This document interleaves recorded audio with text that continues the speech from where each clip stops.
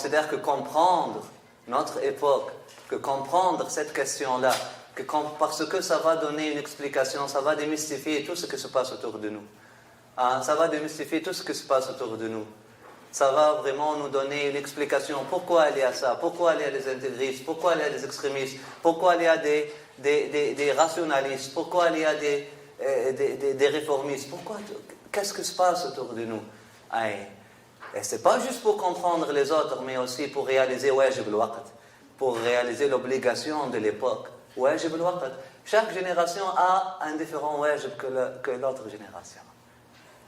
Chaque génération a une obligation différente que l'obligation qui est venue, que la génération, qui est venue avant eux. C'est quoi le wajib? Ce n'est pas l'obligation de notre génération, mes chers frères et sœurs. Je parlais à une sœur, c'est pardonner nos parents. C'est l'obligation de notre époque. Et lorsque je dis nos parents, ce n'est pas ton père et ta maman, c'est pardonner nos oppresseurs. Notre temps, s'il y a un temps qui est le plus comparable des temps de tous les prophètes qu'Allah subhanahu wa ta'ala a envoyés, c'est l'époque de Sayyidina Isa alayhi salam, c'est l'époque de Sayyidina Jésus, notre prophète Jésus, que la paix soit sur lui. Lorsque lui il est venu à une époque comme la nôtre, très similaire. Et c'est pour ça que nous croyons effectivement dans la aqidah, dans la théologie, dans ce que les musulmans croient, nous croyons que Sayyidina Isa elle va revenir bientôt.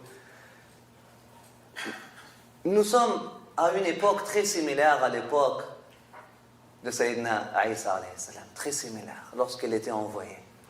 Et puis, c'était quoi son message? Pardonnez vos oppresseurs. C'est pas parce qu'il était lâche, hasha, astaghfirullah al-wahd al-ahad, même pour le dire en guise de qu'Allah subhanahu wa ta'ala nous pardonne.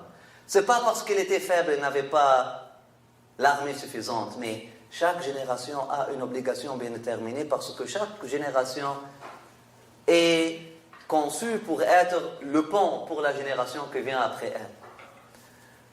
Nous sommes arrivés à un point où notre génération doit parenter la génération qui est venue avant elle, sinon on est arrivé à la fin. Ça s'appelle comment? Dead end? Cul-de-sac. On est arrivé, mes chers frères et sœurs, à un cul-de-sac. C'est pas... la question environnementale, c'est un cul-de-sac. La question spirituelle, c'est un cul-de-sac. La question religieuse, c'est un cul-de-sac. La question familiale, qu'est-ce que nous avons fait de l'humanité? Il est rendu où l'être humain? Qu'est-ce qui reste de la nature humaine, de l'être humain? Qu'est-ce qui reste de l'eau comme eau? Qu'est-ce qui reste de la pomme comme pomme? Qu'est-ce qui reste de la nature comme naturel? La ilaha illallah. Sans être pessimiste, on est rendu à une époque là, si on veut établir la justice, là on deviendra vraiment la seule réponse. Si on veut établir la justice, il faut massacrer la génération qui est venue avant nous. Et puis, on leur dit, oh Père, qu'est-ce que vous nous avez légué? Oh Père, qu'est-ce que vous nous avez légué? Elle est où de la tradition? Qu'est-ce qui est resté de la tradition? Nous, les musulmans, si on s'adresse à la génération avant nous, ceux qui sont venus ici à Montréal, par exemple, ont bâti toutes ces mosquées ici, on se sent aliénés lorsqu'on rentre dans n'importe quelle mosquée. On se sent aliéné. Est-ce que c'est ça la religion de notre prophète? Si tu es frère, si tu es sœur, pire encore. Là, tu es appelé à rester en arrière dans une sorte de cage. On se sent aliéné. Est-ce que c'est ça le legs? Est-ce que c'est ça l'héritage? Est-ce que c'est ça la grandeur de l'islam? Est-ce que c'est ça que le prophète sallallahu alayhi wa sallam a voulu nous donner? On se sent aliéné. Qui ne se sent pas aliéné? Touba al-Ghuraba, on se sent aliéné dans nos propres mosquées, dans nos propres familles, avec nos propres enfants, avec nos propres parents, avec nous-mêmes. La ilaha illallah. Wajib al-waqt, l'obligation de notre époque, mon frère, c'est de déclarer Amnesty International. J'appelle pas pour Amnesty International, mais c'est de déclarer une amnestie globale. Amnesty. يسألونك ماذا ينفقون قل العفو. Pardon. Vraiment, ça doit être le slogan de l'époque. On ne veut plus la justice. Que la justice soit renvoyée à l'enfer. Avec tout le meaning, avec tout le sens de ça. Le jour du jugement, il y aura justice. Quand on ne cherche plus la justice, c'est pour ça l'école traditionnaliste, ils ont essayé au début de lutter contre le colonialisme. Et tous les mouvements anti-colonialistes, les leaders étaient des arifin. C'était qui? Amir Abd al-Qadir al-Jazairi. C'était lui qui a fait face au colonialisme français. Amir Abd al-Qadir. Vous voulez savoir ce qui Amir Abd al-Qadir allez lire ses écrits spirituels. Là, vous allez voir. Allez voir sa biographie, comment ses ennemis l'ont décrit. Est-ce que nous avons des gens? Mais Amir Abd al-Qadir, à un moment donné, c'est lui qui a cessé le feu.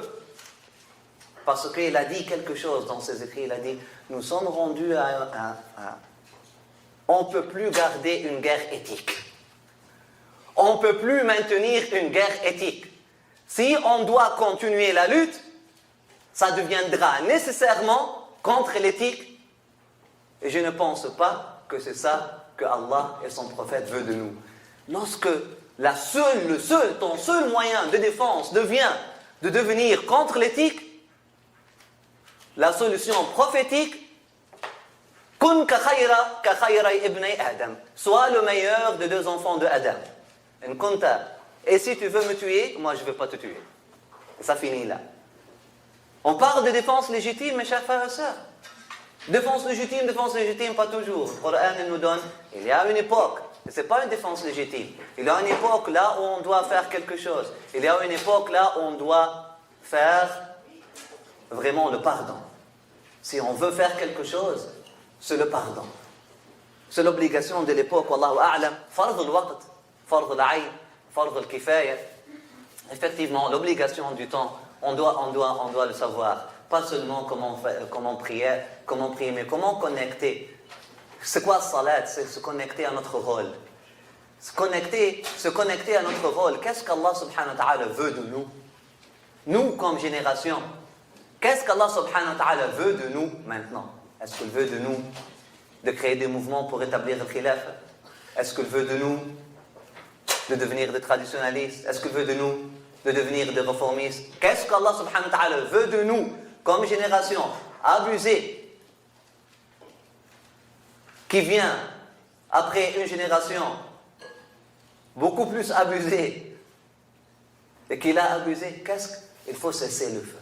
À un moment donné, il faut arrêter, sinon on va où? C'est déclarer le pardon. Wallahu a'lam. Selon l'école traditionnaliste, on croit que l'obligation du temps, c'est vraiment cesser le feu et déclarer un pardon. Tu as été abusé par tes parents? Pardon. Arrête. Commencez une page blanche. Tu as été abusé par la génération qui est venue avant toi? Pardon. On commence une page blanche. Sinon, on arrive à un cul-de-sac. On est déjà là. Wallahu a'lam. Wallahu a'lam. Wallahu a'lam. C'est Allah subhanahu wa ta'ala qui sait mieux. Mais c'est ça qui serait, wallahu a'lam, wajib al-waqt de notre époque.